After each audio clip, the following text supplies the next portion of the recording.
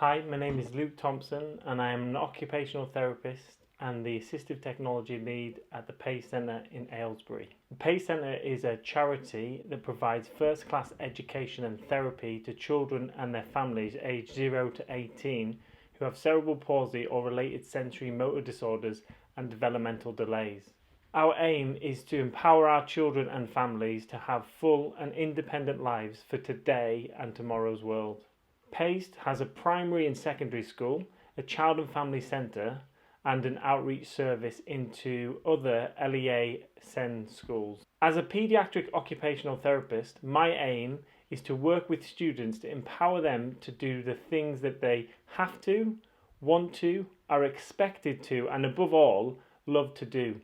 This is at home, school, in their local community, and covers physical and social, emotional, mental health needs.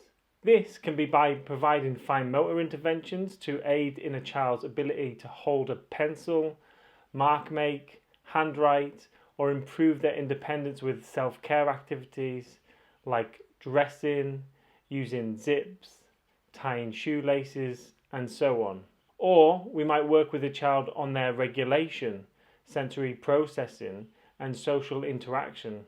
Or we may complete a postural assessment, or teach wheelchair skills, or work with the child on transfers, and so on. OTs cover a wide spectrum of needs and are trained to consider a child's holistic needs. Unlike adults who acquire an injury, children born with disabilities do not have the same opportunity to develop occupational preferences. So, a big part of a paediatric OT's job is bridging that developmental gap. But typically, and all the children I know, play is their most meaningful occupation and it is the greatest tool for their learning. So, our assessments and interventions have an essential element of fun and play to them. The purpose of this video is to provide you an introduction to assistive technology, highlight its importance for play, education and occupational engagement, and provide you with some top tips for assessing and implementing AT. I will also briefly mention some exciting AT projects we are working on at Pace, some of which we have made available to you free of charge. According to the UK government, assistive technology covers a wide field. Some of the items they list as AT are mobility aids, wheelchairs, walking aids, artificial limbs, communication and hearing aids, posture management, pressure management, moving and handling systems, hoists, slings, sliding boards, bath lifts, hospital and community beds, mattresses and accessories, therapy equipment, telecare, for example, personal alarm systems, home care systems, etc. The Associates for the Advancement of Assistive Technology in Europe, the AAATE, aptly summarise AT as any product or technology-based service that enables persons with disabilities or elderly in their daily lives, education, work or leisure. At Pace we divide AT into three main categories: daily living aids, digital assistive technology and seating and mobility.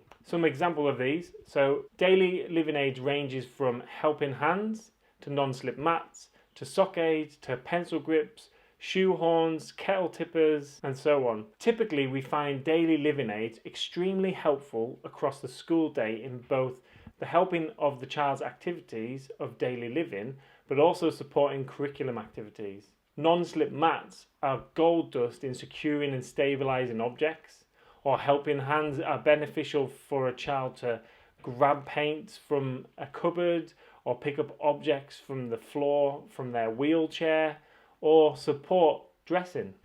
Digital assistive technology ranges from specialist keyboards, joysticks and mice to high-end mounted tablet computers with eye gaze cameras and software. There are 5 main access methods when assessing digital assistive technology. They are switches, touchscreen, eye gaze, keyboard, joystick, mouse, and voice.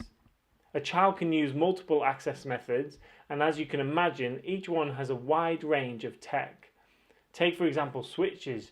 You have push button switches ranging in all shapes and sizes and tactile coverings. There are proximity switches, grasp switches, blink switches, EMG activated switches, and so on. This is not to mention the software, mounting solutions, interfaces, toys, and other accessories associated with them. There is also the developmental skills and progression pathways when learning switch skills. A child typically goes from learning through experimental learning to making something happen, mastering skills, using multiple switches, choosing independently accessing a range of functional activities. They will learn skills like pressing and holding, pressing and letting go, press it again, turn on and off, start and stop, this and that, scan and select, and so on. Seating and mobility ranges from specialist classroom chairs to specialist prams to modular seating systems to molded seating systems to a combination of seats placed on a transit wheelchair base or a power wheelchair base that may have tilt, recline, a high-low feature. Maybe I'll have a tracking system that will follow a line on the floor, and so on. Other assistive technology mobility aids are walkers, crutches, walking sticks, walking frames, automated exercise bikes for upper and lower limbs, and so on. So there is a lot of AT out there. We believe that AT can empower our students in the following 6 key areas: accessing their environment, communication and social interaction, education and curriculum, movement and posture, play and leisure, and activities of daily living. We believe each bit of AT needs to be considered in line with these 6 key areas to ensure it is of optimal benefit for the student. Take, for example, a power wheelchair. The right seat on a power chair with the right functions and access control enables a student to move around and access their environment, have their posture safely and optimally managed, providing the best support and stability to improve upper limb and fine motor skills. It also improves their ability to socialise independently with their friends, play games like wheelchair football, independently move themselves through the school to get their lunch, go to the toilet, get the paints, put their work in their tray, or put their coat on the peg. They also can use their power wheelchair to go on phonics walks, play wheelchair sports for PE, go on a field trip to the shops, to a castle, to a museum, and so on. That is one example of a combination of AT, a power wheelchair, specialist seating, control system, and accessories that has a clear impact on all these key areas. I could do the same for other AT, like computers, communication devices, non-slip mats, pencil grips, and so on. We have a vision at PACE that all children that need AT will have early access to individualised AT and AT programs that are actively reviewed, current, and of optimal benefit to the child.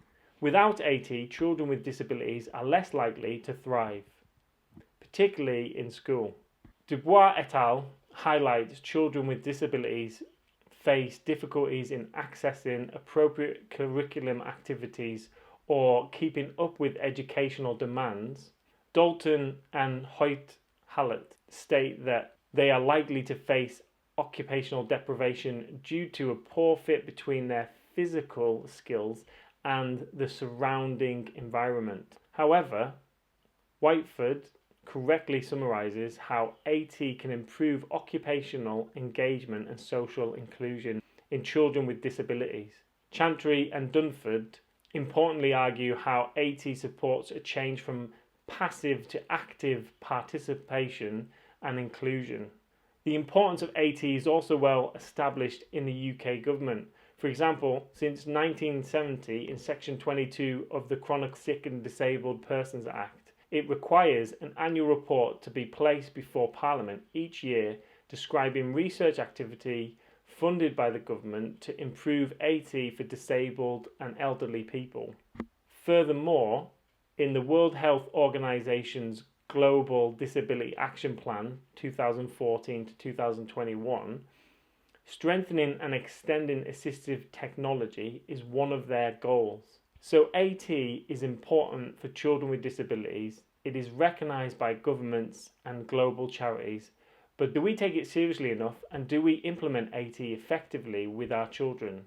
Here are my top tips for assessing and implementing AT in the classroom. Firstly, you need to take a top-down versus bottom-up approach. Top-down is to consider the child holistically and what they need and want to achieve. Bottom-up is looking at a child's dysfunction and trying to fix the problem. I've encountered many situations where this approach has been detrimental for the child. For example, I know many children that have difficulty typing being automatically issued a laptop with dictation software. The child, however, cannot independently carry the laptop, remove it from the bag, set it up so the display is at an appropriate angle and distance, and so on. They also often have little or no further input to learning keyboard skills, as they now have dictation software to fix the dysfunction. However, children that have difficulty typing can still access and control a computer through a keyboard, specifically one suitable to their needs and set up for their use. Therefore, consider the function and do not try and automatically fix the dysfunction. Secondly, it is vital to collaborate and communicate with all the people around the child. At PACE, we take a transdisciplinary approach where families, teaching staff and therapists work more intensively together. This helps to ensure AT is optimized and opportunities are not missed. For example, a speech therapist might assess a child and look to issue them a computer to work as an augmentative and alternative communication device. However, at the same time, an OT and teacher could be working with that child on recording their work. If the team around the child do not communicate and collaborate, the child might receive 2 computers and 2 interventions focusing on different access methods. Thirdly, use just right challenge principles and grading and adapting of equipment or support. Just right challenge is when a task or intervention is set just right. So the child is challenged enough to develop, but not too easy that they don't improve their skills or get bored of the task, or at the other end of the spectrum, find it too tricky that they repeatedly fail and decline to engage any further. Interventions and equipment can be graded and adapted to ensure a just right challenge. The next important tip is review. It is important that you regularly review AT and interventions to ensure it is still relevant and working for the child. Children develop, grow, and their needs change frequently. AT should be issued with a progression pathway in mind and not as a full stop job done. Review ensures that the AT is still being useful at a just right level and gives an opportunity for issues to be discussed and problems resolved. Too much AT sits in cupboards unutilized due to resolvable issues. The final point, and possibly the most important, is acceptance. The child and family must accept and have a positive view of the equipment. Something as simple as the colour can make a vast difference between whether a bit of AT is successful or a complete failure. I often encounter situations where clinically I know a bit of AT would be ideal. However, the child and the family aren't in a place to accept it yet. It is better to have a bit of AT that is not as ideal but accepted than an ideal bit of AT which sits dormant and unused. So the child and the family's view and feelings towards a piece of AT is very important regarding whether it's going to be successful. Invest time to listen and hear the family's view and help them on their AT journey. For example, most families I've worked with regarding seating systems often struggle going from a special buggy to a child's first wheelchair. Many parents of disabled children grieve the loss of not having a healthy child and often hope the child will not require equipment like a wheelchair. Others become very protective of their child, which can lead to mollycoddling them and treating them younger than they are. Others get attached to the functionality of a special needs pram, as it's helpful with carrying a lot of stuff compared to a wheelchair. So the change from going from a special needs pram to a child's first wheelchair is not as simple as getting the right wheelchair, but working with the family, accepting the chair and being happy with it. That's not to mention ensuring it fits in their car, can get in and out and mobilize around the house, school and other commonly visited places, can be safely operated by the child and carers. Oh, and most importantly, is the right colour. There is a great handout produced by a company in Western Australia called Indigo. The handout is the 10 Commandments of Teaching Access Skills. See the link below? They collate some evidence from two main experts in the field of access, and that's Linda Burkhart and Ian Beam. They are both worth a Google. I will quickly go through these 10 commandments with you in regards to the use of AT in your classroom.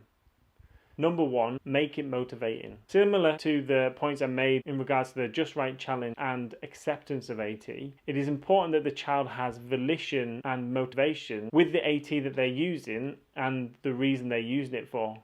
It is effortful learning new skills, so ensure that the reward is worth the student's effort. That will be by making sure the activity is relevant and meaningful to them. Number 2, teach in natural context. Children are sponges.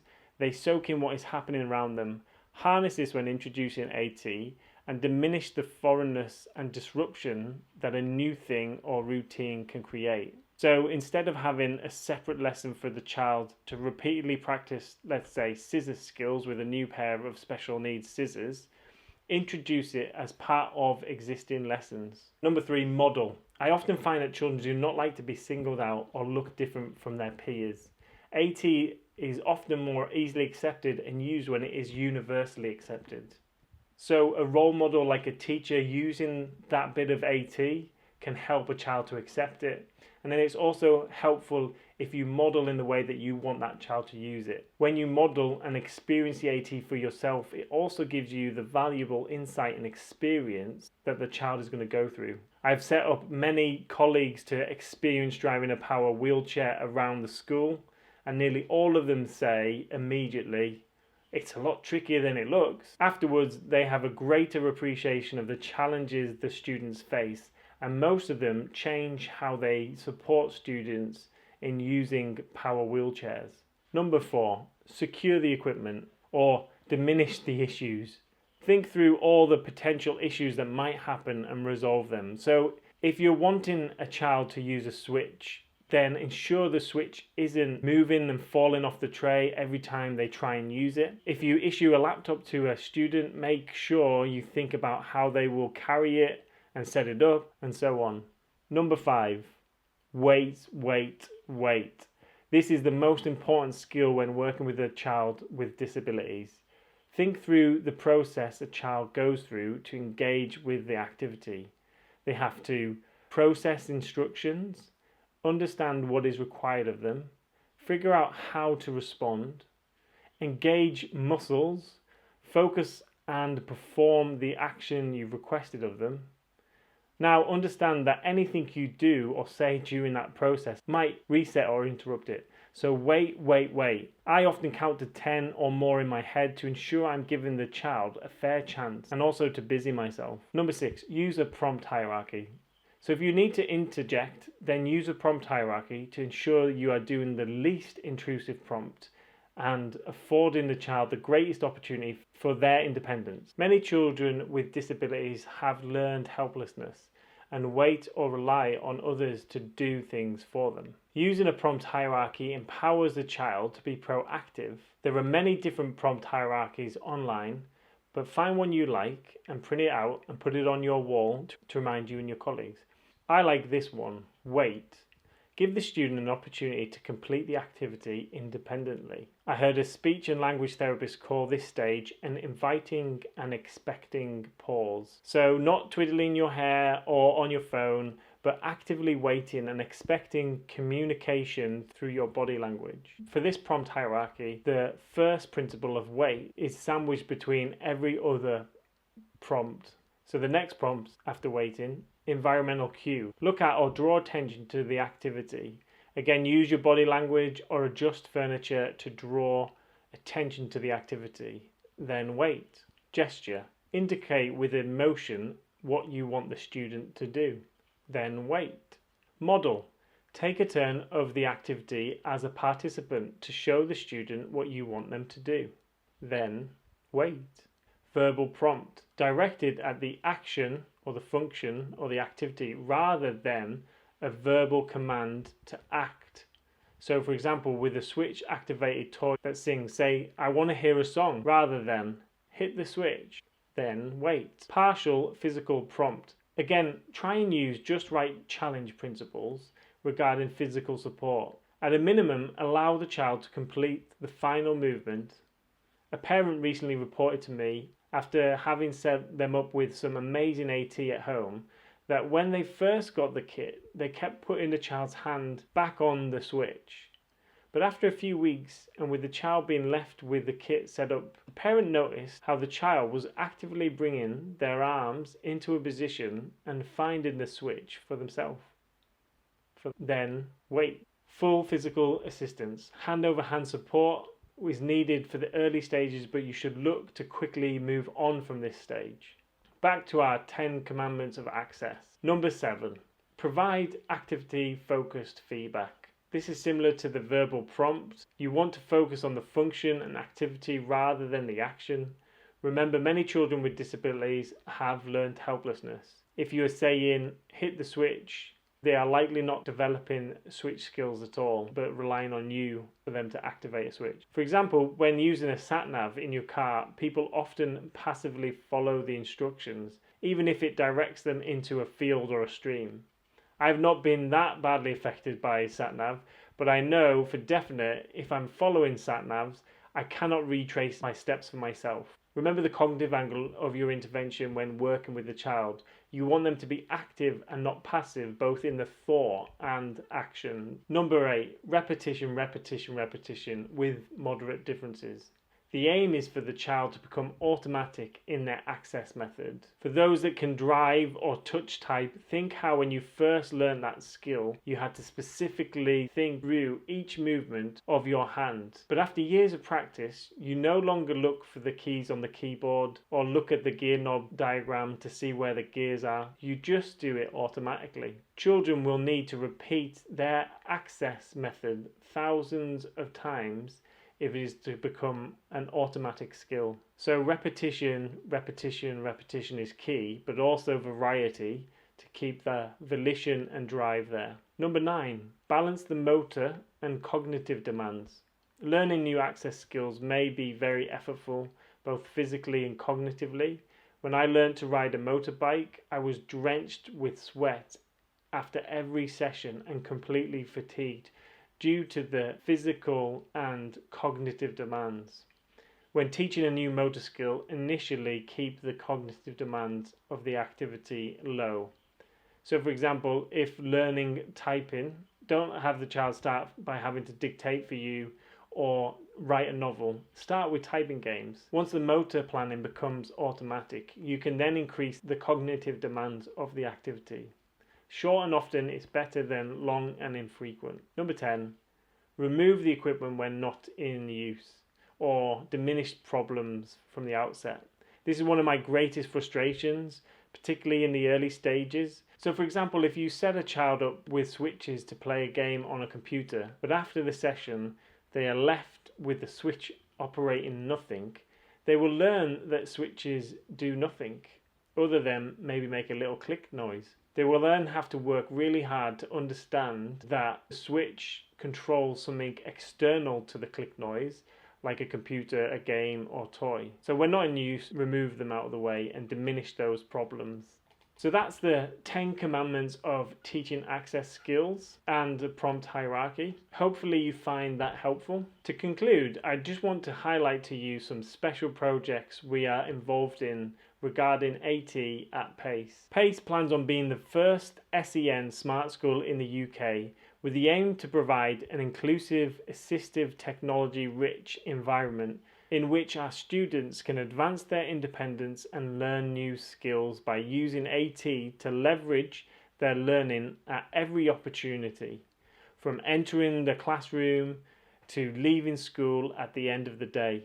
As part of our Smart School project, we have been developing a mobile AT kit and are developing libraries so we can go into the community, students' homes and other schools to support the use of AT. We're also part of IBM's Extreme Blue Summer Intern Programme and working with them on solutions regarding access to switch technology. We also recently launched a free web app called the Pace My Way. We developed this as part of our COVID-19 lockdown response with the support of an amazing software engineer called Andrew Lewis. The Pace My Way would be of particular interest to SEN settings. If you are familiar with Big Macs, step-by-steps, smooth talkers and the like, this web app does all those functions and more. And it does it for free. Just go to the link on the screen and you can find out more about it.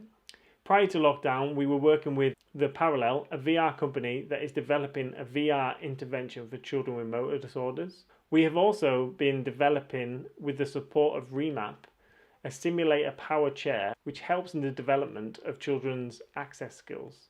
Thank you so much for your time. If you have any questions or would like to contact me, then please do not hesitate to email me at luke.thompson@thepacecenter.org.